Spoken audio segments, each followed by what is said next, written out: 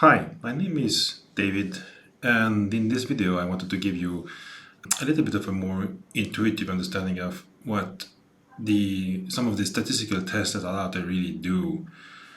And I'm gonna work from an example from Peter Dalgaard's great book, Introductory Statistics with R, where he looks at doing tests of proportions. In the book, there is said that there are 215 patients, out of which I think it's, let me see, 39 have asthma. Okay, and so the proportion of patients with asthma is about 18%.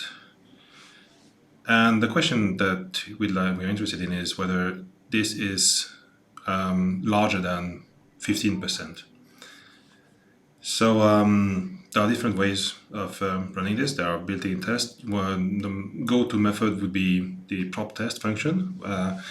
The arguments are very straightforward. X is the vector of successes or positive cases, in this case X. N is the total number of cases, in this case just N. And P is the proportion under the so-called null hypothesis.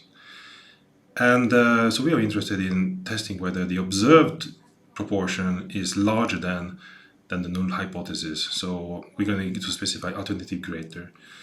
So this is the output from this call, and the interesting value you want to look at is the so-called p-value here, the 11.6%. So it's important to understand what this really means. You are always testing against the so-called null hypothesis.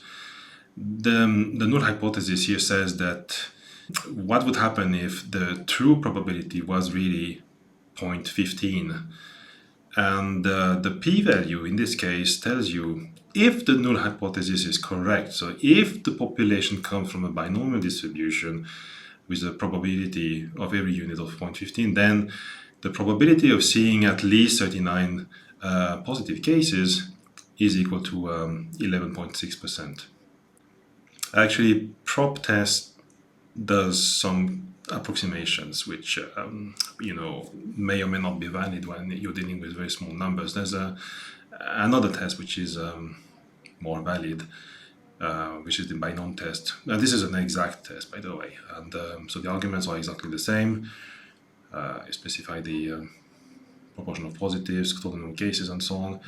And so binomial test will give you a p-value, in this case 11.7, which is, not very different from the one we get with prop test, except that binomial test doesn't do some of the approximations that prop test does. So generally you want to go for binomial test if possible. So, but what if you don't know that these tests are available? It turns out that it's actually extremely easy to do this yourself manually.